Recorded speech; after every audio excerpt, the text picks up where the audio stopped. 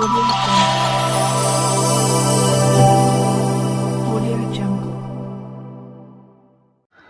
Hello everyone, welcome back to my YouTube channel. So friends, जैसा कि आप सभी कैंडिडेट्स को पता है कि Madhya Pradesh group 5 staff nurse की जो भी वैकेंसी निकाली गई हैं, जिसमें कि स्टाफ नर्स, एएनएम और पशु चिकित्सा अधिकारी और भी अन्य कई सारी पोस्ट हैं। तो ऐसे में उसका एग्ज़ाम आप लोगों का जल्द ही आने वाला है। उसके लिए आप लोगों को ऑलरेडी कैलेंडर जारी कर दिया गया है। सारी चीज़ें आपको क्लियर है कि आपका एग्ज़ाम कब होगा। तो ऐसे में यहाँ पर आप लोगों के लिए हम यहाँ पर इम्पॉर्टेंट क्वेश्चंस की कुछ सीरीज़ लेकर आने वाले हैं, जिसमें कि सिर्फ आपको इम्पॉर्टेंट क्वेश्चंस हम यहाँ पे बताएंगे और इसके हर पार्ट में आपको लगभग 10 क्वेश्चन आपको देखने को मिलेंगे और वो नर्सिंग से जुड़े हुए क्वेश्चन होंगे। ये जो क्वेश्चंस हैं आपके कहीं ना कहीं एग्ज़ाम में पूछे गए हैं, चाहे वो स्टाफ नर्स में पूछे गए हों, चाहे सीएचओ में पूछे गए हों, या कहीं से भी नर्सिंग से ये क्वेश्चंस उठाकर आपको दिए गए हैं और अच्छे क्वेश्चंस आपको दिए जा रहे हैं, क्योंकि ये किसी न किसी एग्ज़ाम में 100% पूछे ही गए हैं, ये क्लियर है।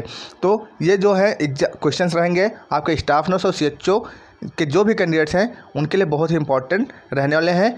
मैं कोशिश करूंगा कि अभी आपके स्टाफ नर्स और सीएचओ के जो नर्सिंग के क्वेश्चंस हैं उसके साथ साथ आपको जीएस जीके के क्वेश्चन भी प्रोवाइड किए जाएं और साथ में रीजनिंग और मैथ्स वगैरह के जो भी क्वेश्चंस आते हैं उस पर भी थोड़ा सा आप लोगों को नॉलेज प्रोवाइड किया जाए और उसके भी क्वेश्चंस इसमें शामिल किए जाएं। तो ये यहाँ पे फर्स्ट पार्ट है। अभी केवल इसमें नर्सिंग के कुछ क्वेश्चंस यहाँ पे हम प्रोवाइड कर रहे हैं। तो जो भी कैंडिडेट्स यहाँ पे तैयारी कर रहे हैं उनके लिए बहुत ही ये अच्छे क्वेश्चंस रहने वाले हैं और आई होप इससे आप लोगों को कुछ ना कुछ क्वेश्चंस आपको एग्ज़ाम में देखने को मिलेंगे और आप लोगों को इससे सहायता भी मिलेगी। तो फ्रेंड्स, चलते हैं बिना टाइम वेस्ट किए हुए सीधा क्वेश्चंस पर। तो फ्रेंड्स, यहाँ पर आप देख सकते हैं ये पीडीएफ मैंने ओपन कर ली है। यहाँ पे 10-10 क्वेश्चन के 10-10 या 15-15 क्वेश्चन का आपको पार्ट मिलेंगे। इससे ज़्यादा क्वेश्चंस जो है बहुत लॉन्ग वीडियो बनाने का कोई मतलब नहीं। छोटे छोटे पार्ट्स में आपको यहाँ पे क्वेश्चंस दिए जाएंगे और ये इंपॉर्टेंट क्वेश्चंस रहेंगे आपके एमपी स्टाफ नर्स और सीएचओ के जो भी एग्जाम्स होते हैं, प्रतियोगी परीक्षा जो भी होती है, उनके लिए क्वेश्चंस इंपॉर्टेंट आप लोगों के लिए रहने वाले हैं। तो ये चलते हैं सबसे पहले क्वेश्चन की तरफ। तो यहाँ पर जो सबसे पहला क्वेश्चन आपको यहाँ पर दिया गया है, यहाँ पे दिया गया है इन एम्ब्रॉय। और एक चीज़ आपको यहाँ पे बता दें कि हर क्वेश्चन के साथ उसका हिंदी में भी वर्ण जो है ट्रांसक्रिप्शन कर दिया गया है। अगर आपको इंग्लिश या में कोई दिक्कत आ रही है इंग्लिश समझने, तो हिंदी में भी आपको जो है पढ़ने का ऑप्शन दिया गया है। हिंदी में भी आप उसको रीड कर सकते हैं, समझ सकते हैं अगर आपको इंग्लिश में दिक्कत है, या फिर अगर हिंदी में दिक्कत है तो आप इंग्लिश में देख सकते हैं। तो यहाँ पर जो सबसे पहला क्वेश्चन दिया गया है, in embryology which part of Mullerian duct from uterus.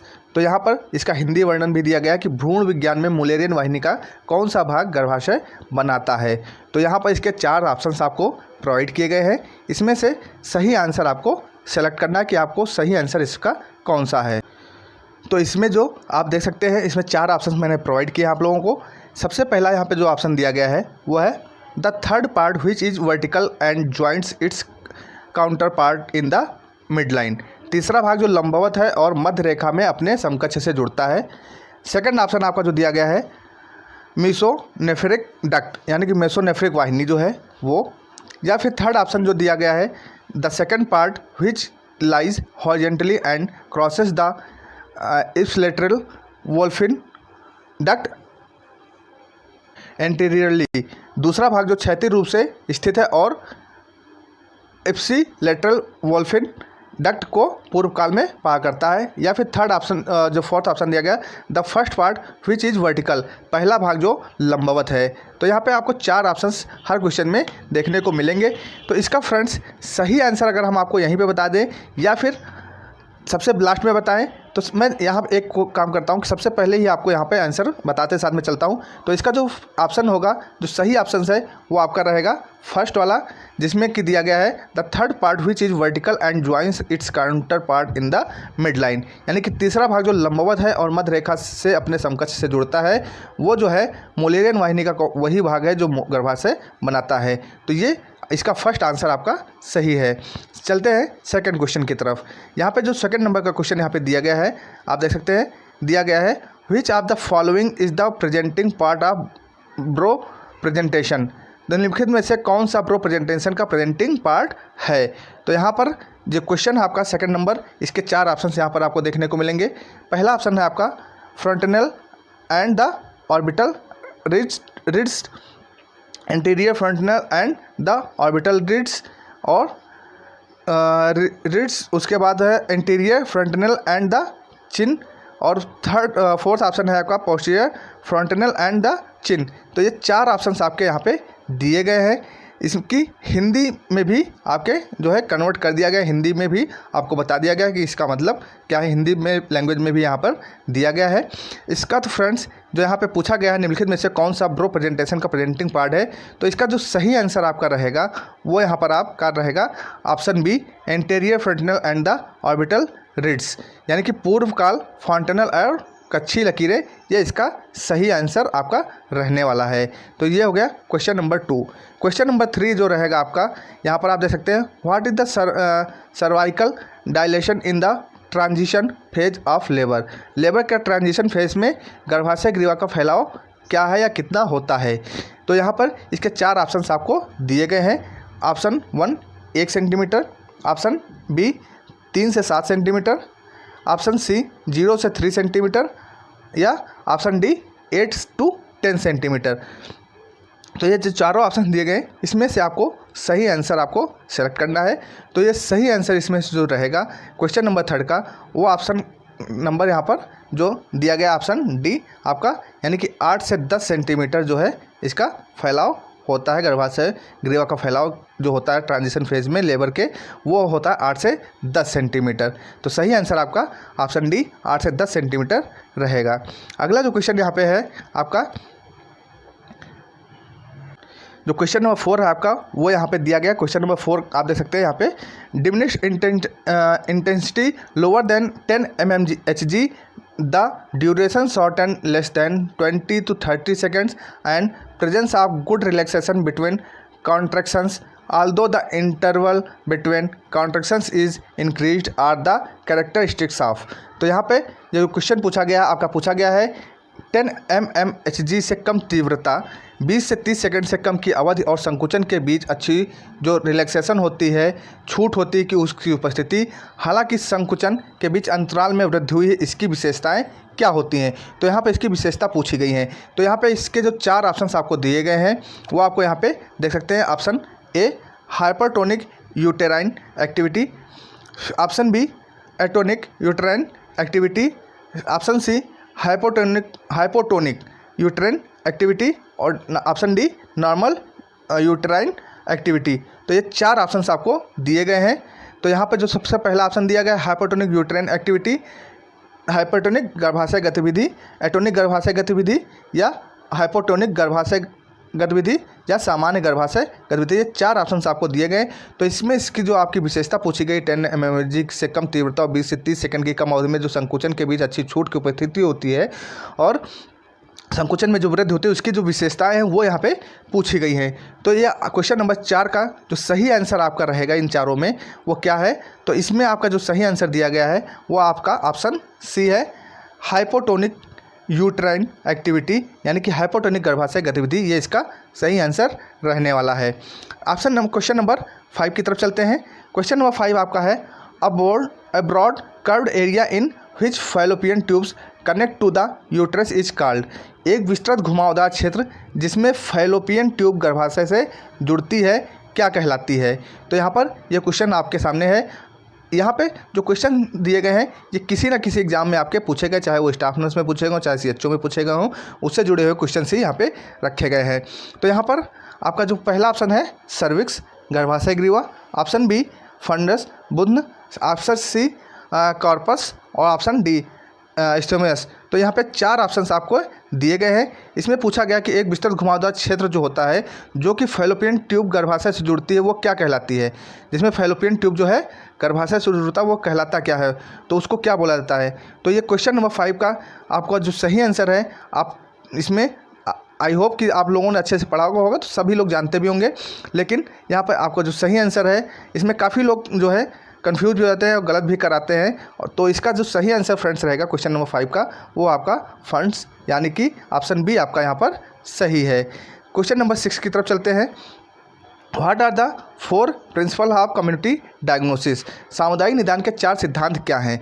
तो यहाँ पे 4 ऑप्शंस आपको दिए गए हैं, इसमें से चारों में से कौन सा सही आपको पहचानना है। तो पहला दिया गया है identification, diagnosing, describing and data analysing, यानी कि पहचान, निदान, वर्णन और डाटा विश्लेषण, 4 ये है। या फिर option B initiation, data collection, diagnosis और डिसमिनेशन, दीक्षा या फिर डाटा संग्रह, निदान और प्रसार। ऑप्शन सी आपका दिया गया है initiation, data collection, data identification and data analysis. तो दीक्षा या डेटा संग्रह या डेटा पहचान या डेटा विश्लेषण। इसका हिंदी रूपांतरण भी आपका यहाँ पे किया गया है। इनिटिएशन, ऑप्शन डी है आपका इनिटिएशन, डाटा कलेक्शन, डायग्नोसिस या आइडेंटिफिकेशन। तो यानी कि दीक्षा, डेटा संग्रह, निदान और पहचान, ये 4 ऑप्शंस आपके यहाँ पे दिए गए हैं, जिसमें कि आपको पूछा गया कि सामुदायिक निदान के 4 सिद्धांत क्या हैं।